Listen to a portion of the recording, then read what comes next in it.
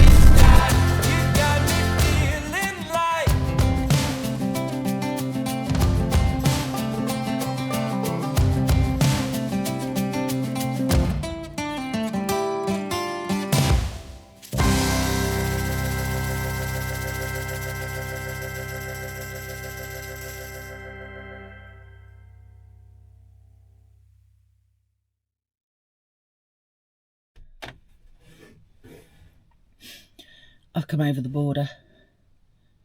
I mean, it's not difficult to do in Cumbria because, you know, there's a few borders around us.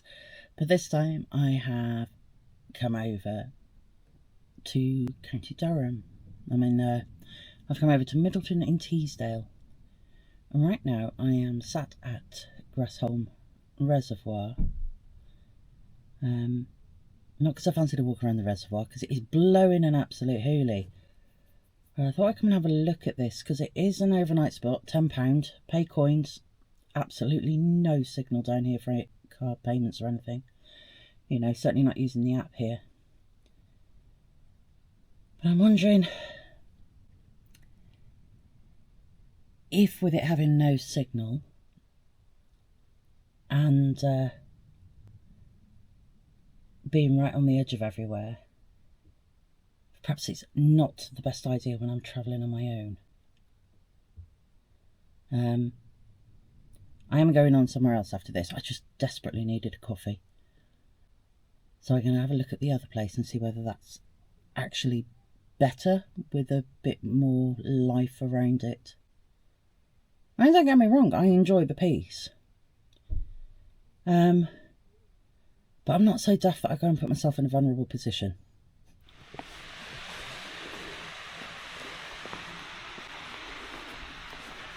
Oh, the wind's dropped a little bit.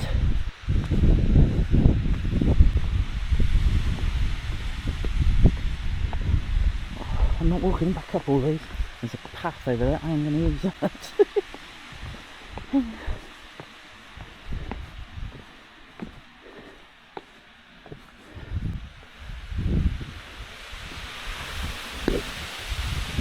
it.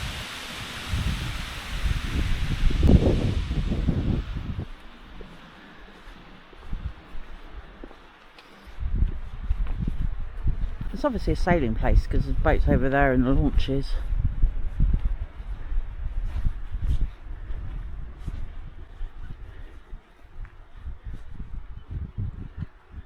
Probably quite nice to take a dinghy out on this.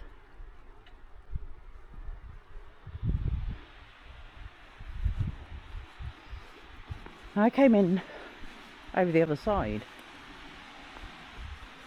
of this reservoir. I came in up round there. It's a fabulous road coming up from Brough. You kind of need arms like wet spaghetti though.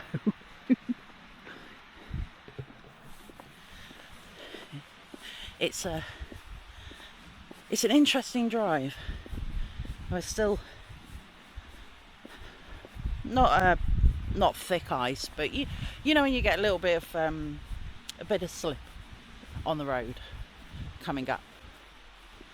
So I just didn't clog it, which isn't my normal style of driving.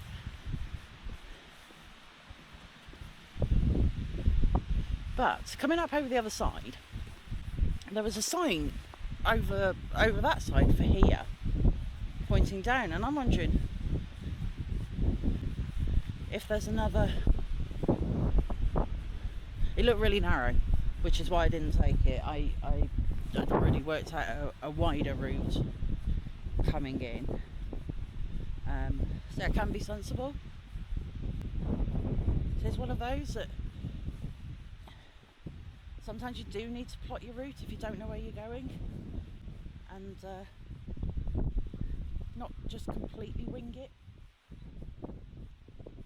But I'm wondering if this is the road that it was pointing to.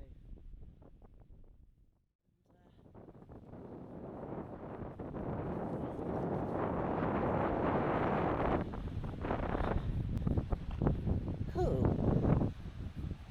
Oh no, it's alright, it's pedestrians only. No vehicles. Like that.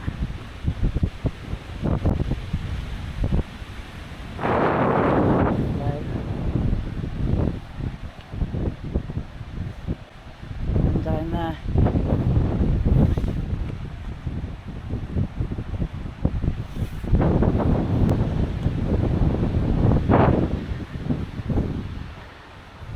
And if it was a slightly less windy and freezing day, I'd probably have a toddle over the other side.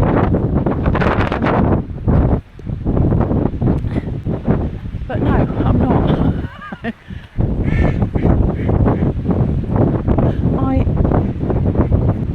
I'm going to continue on to where hopefully we'll spend tonight as well.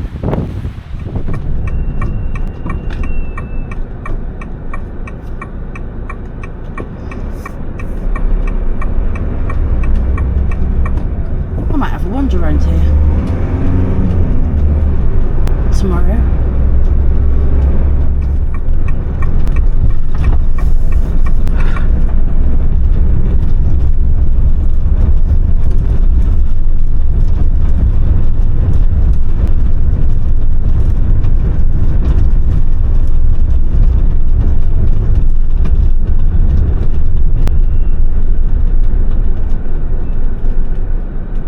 Time that wrong.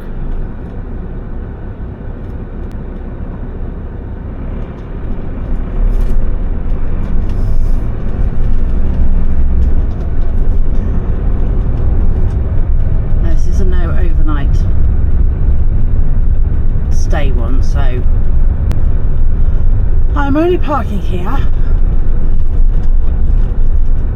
whilst I go for a bit of a walk.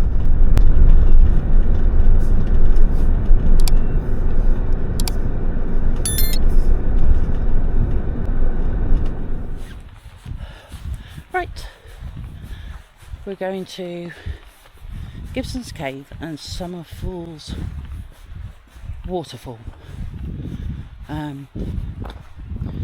It's not a strenuous walk at all. Might be a bit muddy, but it's not too strenuous. I've parked at what's it called, Bowley's Visitor Centre. £2 donation, and then it's just a short walk. It's like family friendly, so it's going to be uncooperative leg friendly as well, I think. And then I've come up to see this first.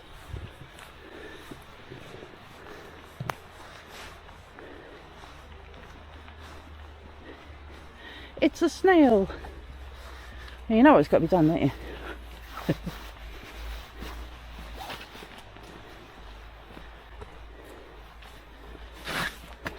Ta-da! Right. That's enough enthusiasm for starters. Let's go leisurely now.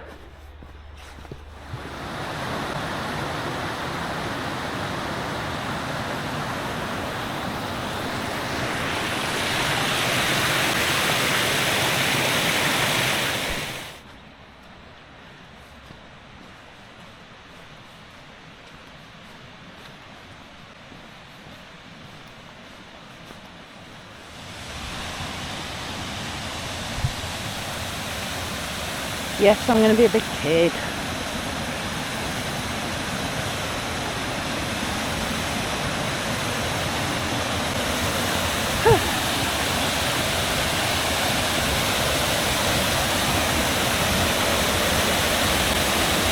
It's a waterfall.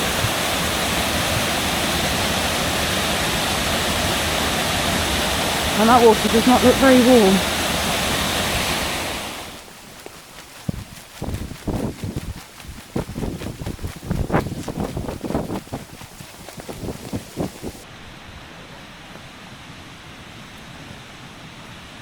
Yeah, no, that's like the killer on the legs.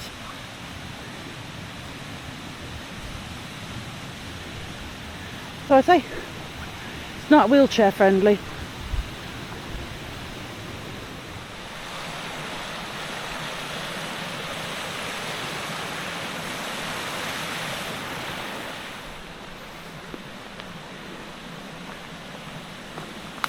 Over there. Ooh. Hang on while I get my zoom sorted. There's a cave up there. Nope, never been in it either. But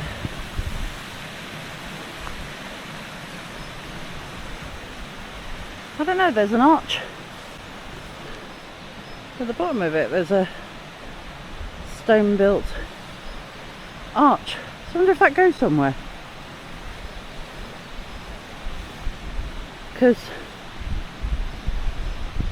these bits here are obviously leftovers from a bridge.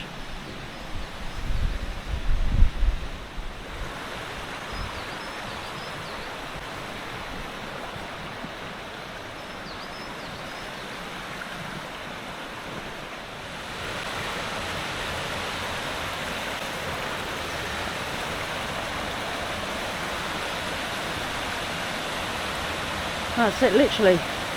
It's only a few minutes walk from the car park. Ooh, that's muddy. But yeah, a few minutes walk up from the car park and you reach Gibson's Cave and Summerland's Fall. Now Gibson's Cave was named after a local outlaw who is reputed to have been hiding from the constables in the cave behind the waterfall, and the locals brought him up food and clothing and that to keep him hidden because he was well liked locally. But you'll see in a moment, it's not much of a hiding place. I mean, people couldn't have been looking that hard for him.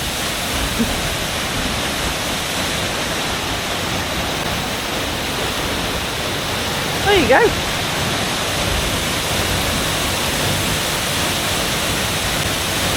I'm assuming a bit's changed since the 17th century, and it might have been a bit deeper and the waterfall might have been a bit bigger.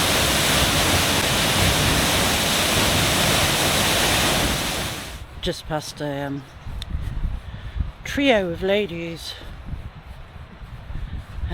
rolling boulders into the water, and I reckon by the cackling that was going on, probably clearing space for their coven meeting.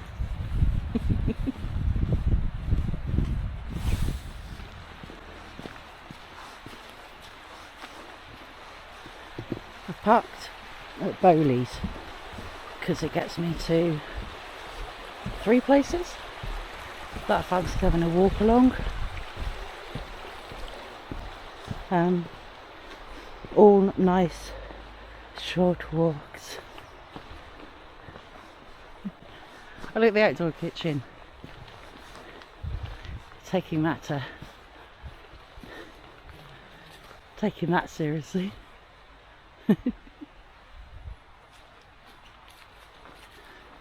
So first of all, we've got to go up more steps.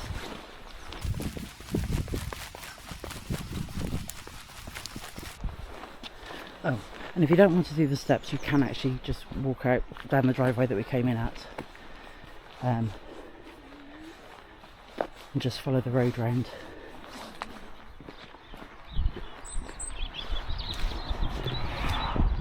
Oh, there's the enemy of J.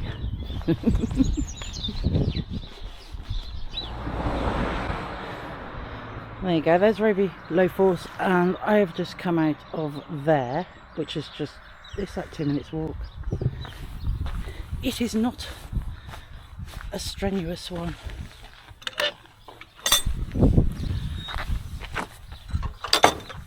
And then we just keep going this way, and I would turn you around, but the sun is right in my eyes and you would see absolutely nothing.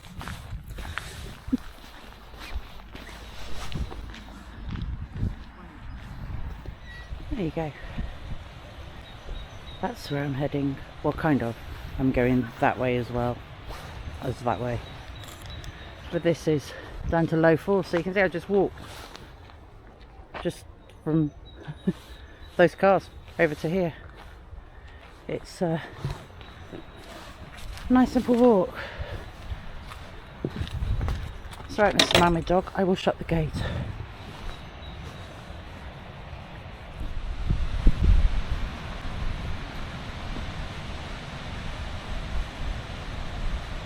Feel the limestone cut into pillars by the water.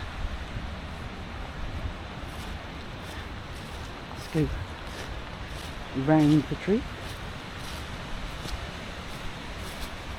I'm killing time because I want to go across the suspension bridge, but it's one person at a time and there's a big group there. So I thought, oh, I'll dawdle around.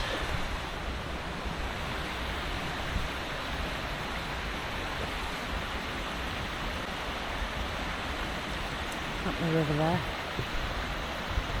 You get past that tree stump with the roots.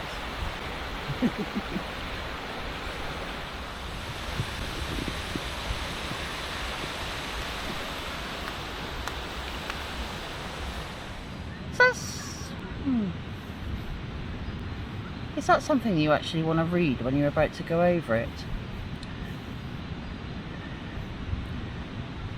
that in 1802, as a party of haymakers was crossing the bridge, one of the chains snapped, 3 men fell into the river and 1 drowned. The bridge was repaired, but in 1830 it was replaced by the present bridge. I suppose that's why they tell you one at a time and not parties of haymakers at a time.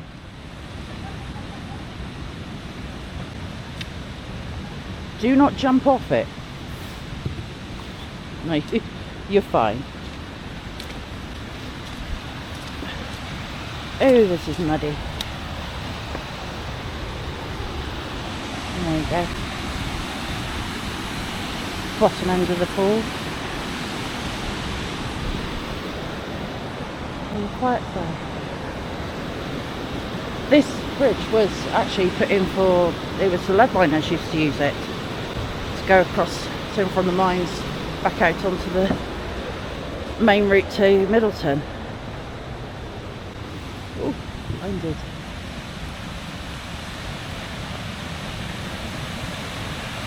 There is low force.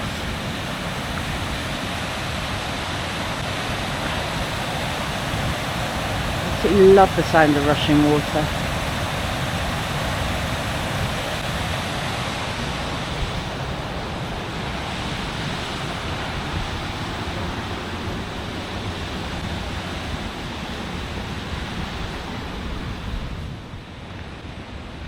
A wonderful place to be a walker.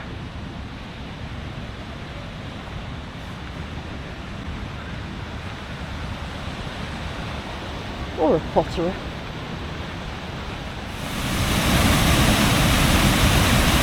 Not bad, is it? He's whooshing down.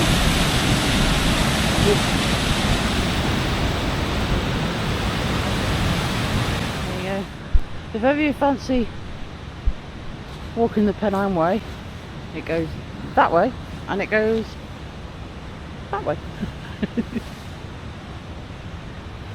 But yeah, I've got to go back over this now.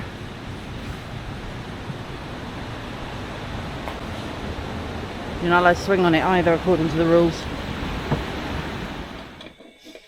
So I've come a whole 1.5 miles up the road to High Force. £12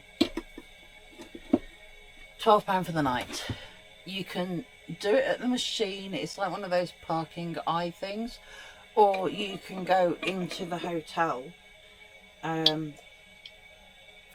pay there. I went into the hotel because I thought I'll have a look and see what the menu is, because I do a fair few gluten-free bits and bobs in there. See how I feel later. I've got corned beef hash or hotel burger, but I've got a nice view. Hold on, so I'll show you the view. Just out.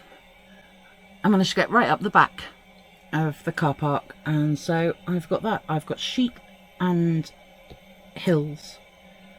It's not too bad a view. There's toilets here. No idea if they're 24-hour. I'll have a coffee. I will go and investigate and see how long they're open for. There's a little kiosk that does, you buy your tickets to go to High Force, and they've got snacks like chips and ice creams and things like that. I mean, nothing amazing, but in, you know, be something. Although, I don't think I'll risk it. Not for my diet anyway. Not when I forgot to empty the toilet before setting off. So, yeah, no. Well, I've got my coffee in me. And now I've got to decide, do I try and put the exterior screen on by myself? Or do I risk it? And I'm just thinking I'm right at the top of a hill, wide out in the open. The temperature's going to drop. I'm going to have to have a battle, aren't I? I'll just put my slippers on. Wish me luck. That was nowhere near as painful as I thought it was going to be. It's not a perfect fit. It was from the Transit. So this is just a little bit wider than the Transit was. But I've been having a look at other ones. Something a bit lighter, or something to go inside rather than outside. I don't know. I mean, if anybody wants to comment and tell me what's better. I've got the pull-up blinds. You know, the paper what's it ones. So I'd need something that would fit. Yeah, fit around those.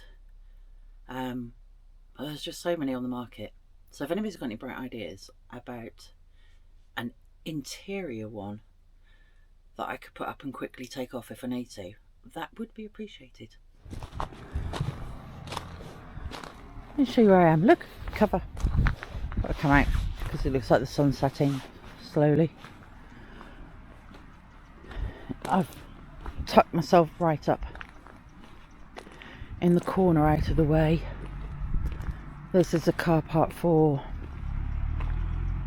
the High Force Hotel and then the High Force Falls Walk. It's quite a large car park. Oh, when I went into the pub earlier, they got all the fires going. It was so warm in there. So I'm gonna have to do it. I don't know about tea.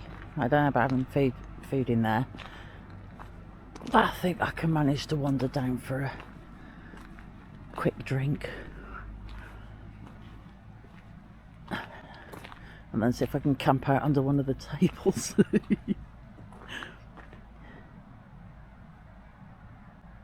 And just about hear the falls. I mean, you can't now because there's a car coming, but you can just about hear them.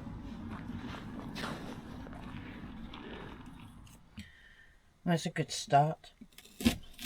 Yeah, I was thinking about eyeing up the log burners at the hotel.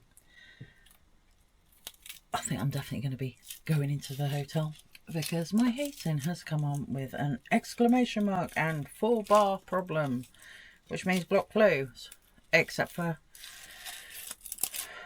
I can't see any blockages on the flue. I've even been under the van to make sure that everything's connected and everything's fine. There doesn't seem to be any reason for it to be saying it, but it is. So I thought, well, I'm just going to warm up the van by cooking. I have my big fleecy jumper thingy, and I'll cook some tea, go to the pub for a bit, have a drink, thermal myself up that way, and then it's a good job I've got a really good duvet on the bed, and I brought my proper big PJs as well. And in the meantime, I'm just heatingless. It'll be fine. Just be wrapped in the duvet while I try and make coffee in the morning.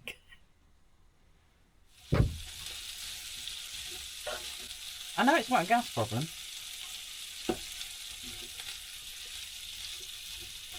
Because this is working fine. So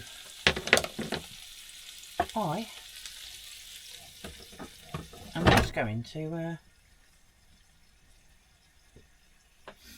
use my Ridge Monkey as a heater. Just going to stand here with my hands over it until I warm up.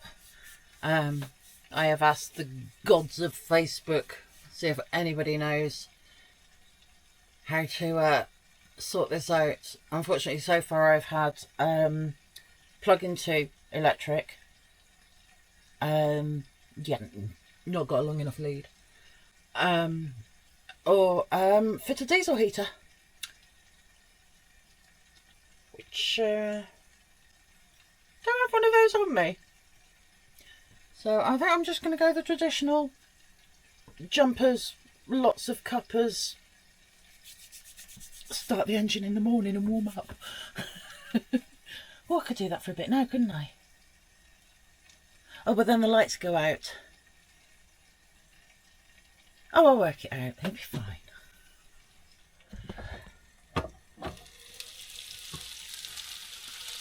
Gonna have to open the window. You ready? Because if I don't,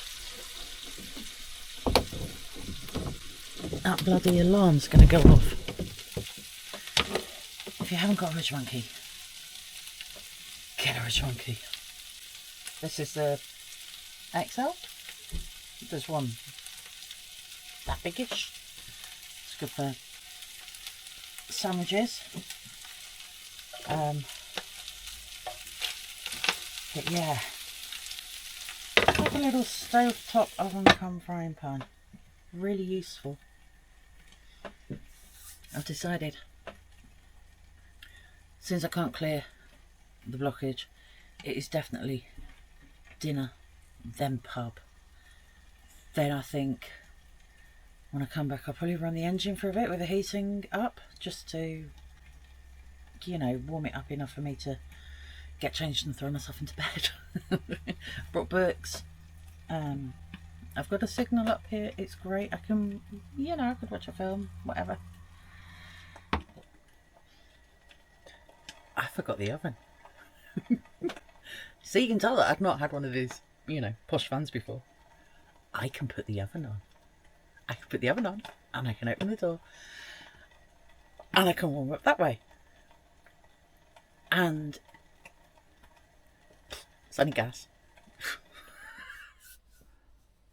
Well, I've had worse dinners. Look. Warm myself up off the plate. I'm being dramatic. Yes, it's cold, but you know. I used to go camping in a canvas tent.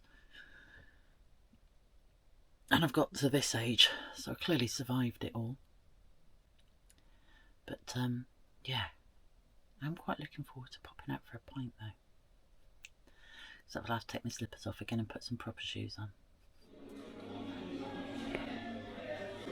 Well, I might have no heating. But they do. It is so warm in here. Cold. Combated. No. I just passed a couple of hours in a really warm, toasty pub with a couple of very nice lagers. Met a very nice couple. Had a little natter. And then decided to make a dash for it when we got onto, they started onto politics and the wonderful Trump and how much good he's doing for America. And I kind of went, ooh, I might bail because I don't think I agree with their politics. But you know, they were very, it was all very nice to that point. But yeah, so I've come back to the van. I've got the kettle on. I've got the oven on. I've got my PJs on. I've got my pyjama bottoms tucked into a pair of thick socks. And then once I've got my coffee, I'm going to go and tuck myself up in bed. Still got the exclamation mark on it. I'm just going to have to, I don't know, take the flue apart and see what's stuck up there. Be a mouse or something equally annoying. And then hopefully get the heating working for next time. But tomorrow, one more walk, and then I think I'm going to go home and yeah, play with the heating. Because I've got to say, I am so warm in this. Morning. That's alright, isn't it, for a sunrise?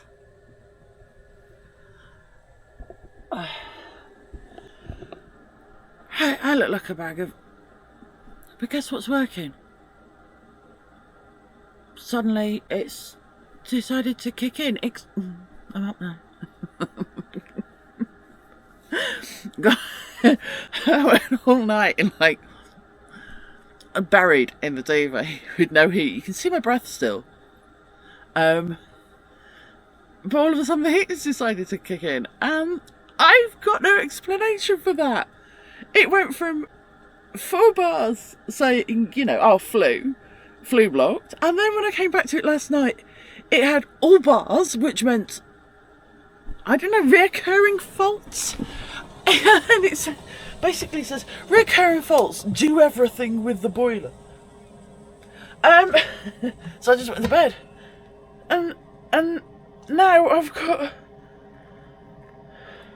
to get up, and I've got full heating. I'm not complaining. I've got full heating. It's taken a few clicks before it came on. We do need to talk about this smoke alarm that went off at 5:45 this morning. Just once. It was testing itself, apparently. But than that, I've had a lovely night. I'm going to go and have some coffee. I'll touch you when I feel, you know, a bit more human. Right. Heating is on full-ish now. I just popped out, topped up the parking,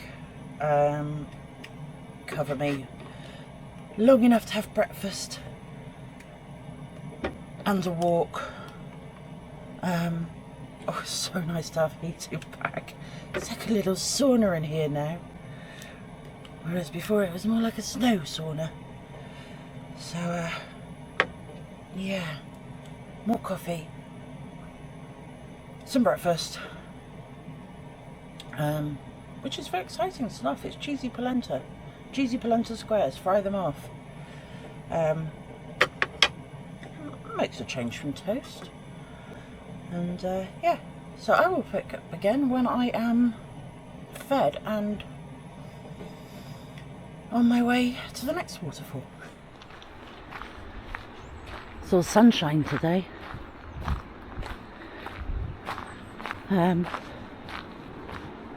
Pick your ticket up in the hotel or the little cafe if it's open, and then cross over the roads from the hotel, and you'll find a little man in his box with maps, and he checks your ticket. It's simple, and then you just follow the path. So you'll have to excuse the sound because my mic isn't working. I think it froze to death last night. But oh, we'll manage.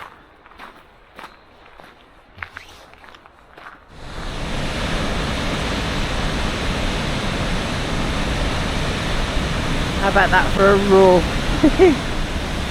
If I was feeling adventurous, I could have a poodle down these rocks to go and have another look at it, but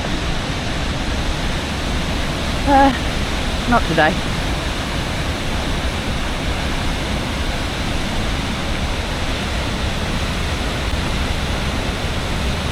I've got no idea how high this one is. 21 metres. There you go. I found an information board. 21 metre drop. You just see. Oh, they've gone. But just at the top there, every so often you can see walkers taking the Pennine route. There you go.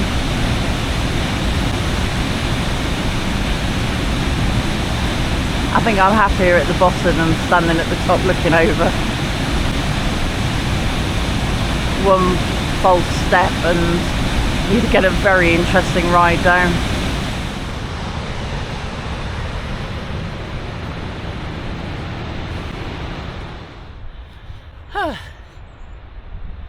Somebody knew that I was going to have to walk up that hill, so put a throne in for me, and now I'm just going to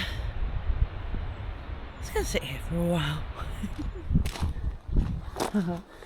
Back to the van, get the cover off, and then I think I'm going to have a coffee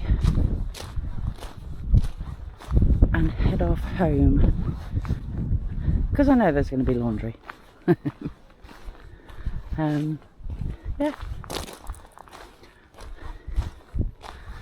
So that's me done. And leave that view behind, and I'll see you next time. Ta-ra.